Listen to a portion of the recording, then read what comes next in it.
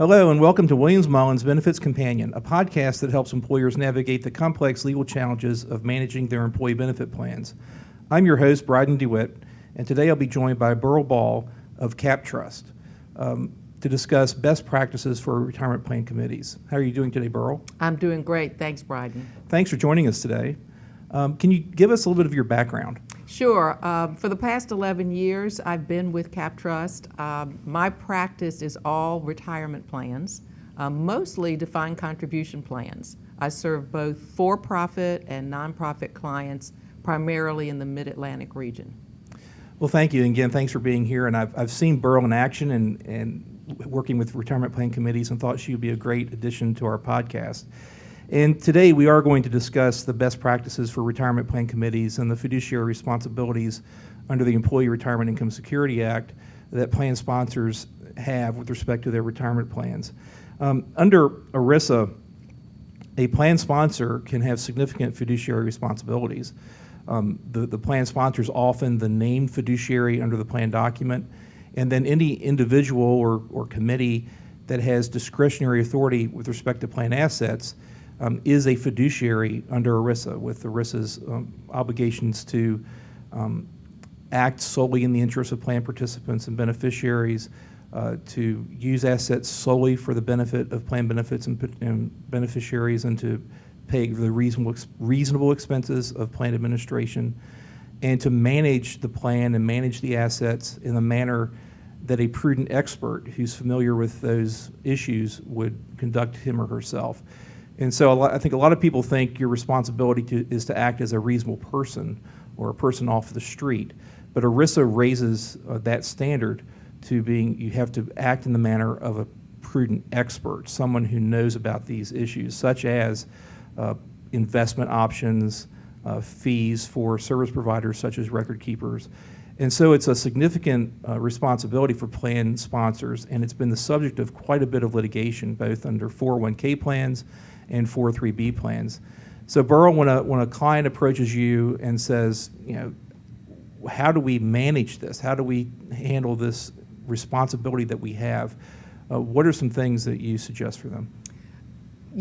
When we first started looking at forming a committee, people often ask me, well, who should be on the committee? What kind of folks should I have?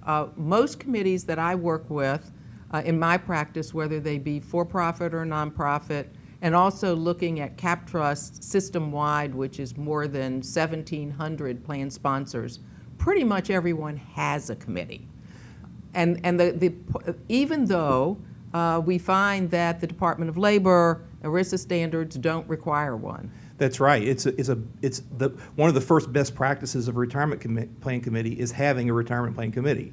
It's not a legal requirement, but it certainly is a best practice that you've delegated certain responsibilities, these significant responsibilities with respect to plan assets and investments and record keeping fees and monitoring service providers.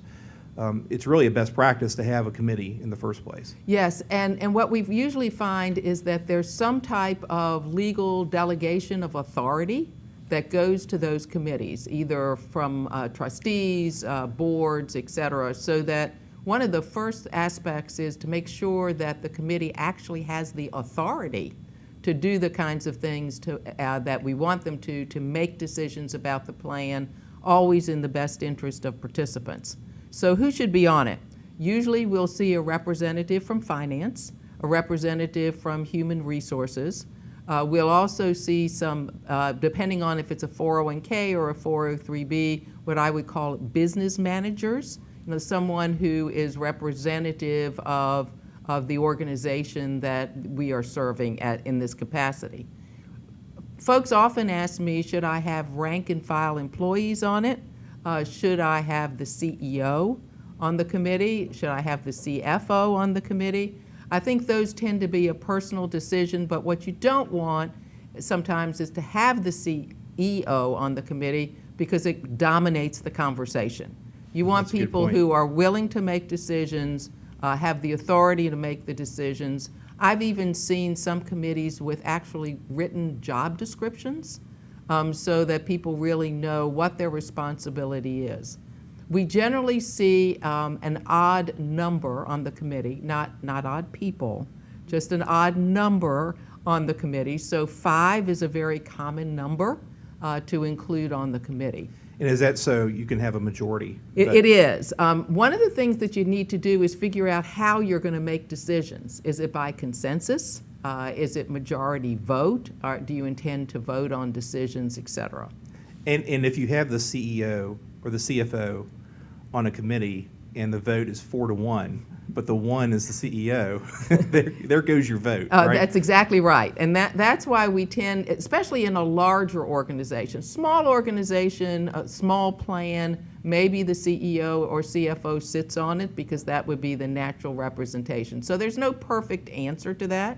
Right, and it really is a case-by-case basis. For some employers, it's perfect. Those are the right people to have the CEO on the committee. But depending, and probably a larger organization, much larger client, you probably would not see, and that's what I've seen. You don't see the CEO on the retirement plan committee. The next big thing we think, if we were starting from scratch, we would recommend to all committees that they have fiduciary training. Especially if there is an advisor involved, because as Brydon said earlier, you want a prudent expert involved.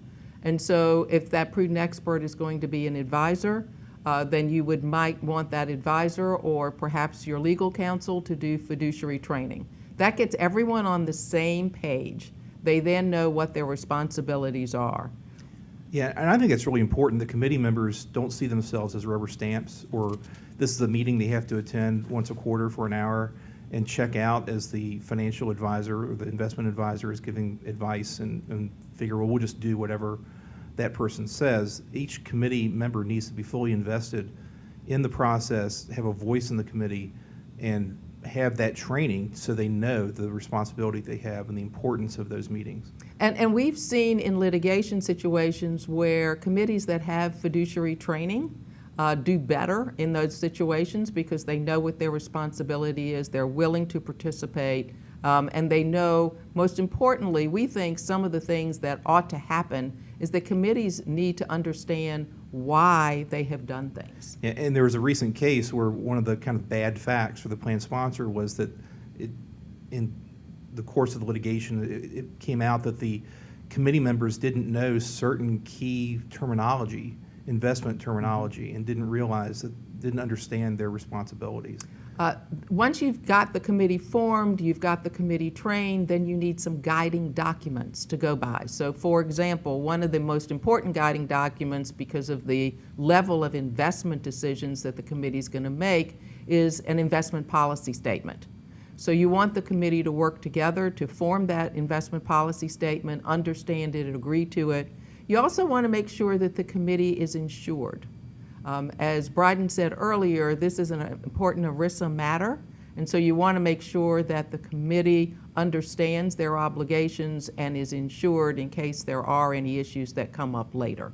Okay, so let's say a client has done those things. They've set up the committee, they've trained their committee members, they have a charter for the committee, everybody knows their role and what they're supposed to do.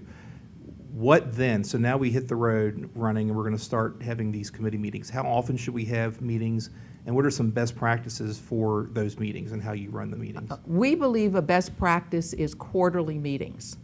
We certainly think that materials should be sent in advance to the committee. They should have the opportunity to review them. There should be a clear schedule. People should show up, be engaged, and take care of what needs to at the meeting. And then probably the key is documentation. You want to make sure that you document what's happening at the committee meeting, there's a clear agenda, and that you follow up from meeting to meeting on any action items that you wrote down. Again, in litigation, what we've seen is whatever is written down in those minutes or report or notes that's referred to is really all that happens at the meeting. Yeah, and I emphasize this with clients a lot, that those committee meetings need to have good minutes. Everything needs to be documented. It's not an ERISA violation if the plan investments tank and participants lose money. That is not a violation of ERISA. The violation would be if the committee was not doing their due diligence, was not monitoring the investments, didn't meet that prudent expert standard when they made the decision to retain the investment option. So you can be wrong. Being wrong isn't an ERISA violation, but not doing the things that the committee has to do to be prudent and be diligent about monitoring the investments, that's where the fiduciary breach could occur. And the way that you defend yourself from that claim is you have very good minutes from those meetings that you can show that that process has been followed. And in addition, I think you also need to make sure that in those minutes you have documented what the materials you looked at, how you looked at it, and then you retain them. So some type of solid retention system, whether it's online, which I would encourage people to do, to have an online fiduciary management system where that material is kept, or whether you keep it in paper, in any event that you've made a really firm effort in order to document and retain what you have. I would also encourage committee members, as I mentioned, to understand why they do things. You know, why do they have the investments they have? Why do they have the funds they have? Why do they pay the fees that they pay? Remember, as Brydon said earlier, reasonableness of cost is an important function for the committee. So they need to understand, the committee needs to understand how they have decided to pay the fees, who's paying the fees, why they're paying the fees, and why all of the folks that are in those deals are doing their job, and how they're serviced, and what the plan document says. So being a committee member can be a really important job to a plan sponsor. It is. Is there anything else that a potential committee member or client would need to know about having a retirement plan committee? I think when we talked about fiduciary training, that has to be an ongoing issue. Committee members change. People leave, people retire, they need to get up to speed again. So I would say on a regular basis, fiduciary training needs to happen. Benchmarking of your plan needs to be a key part of what happens at the committee membership, so we know kind of what our reasonableness of fees are from time to time. Okay, well, thank you, Beryl. I really appreciate you being here today on the podcast. If you have any questions or suggestions about future episodes, please contact me. You can also visit our employee benefits practice page at williamsmullen.com/employee benefits. There you can find out more about our team as well as past episodes of this podcast and legal alerts. Be sure to subscribe to this podcast to be notified when our next episode posts. Thank you for listening.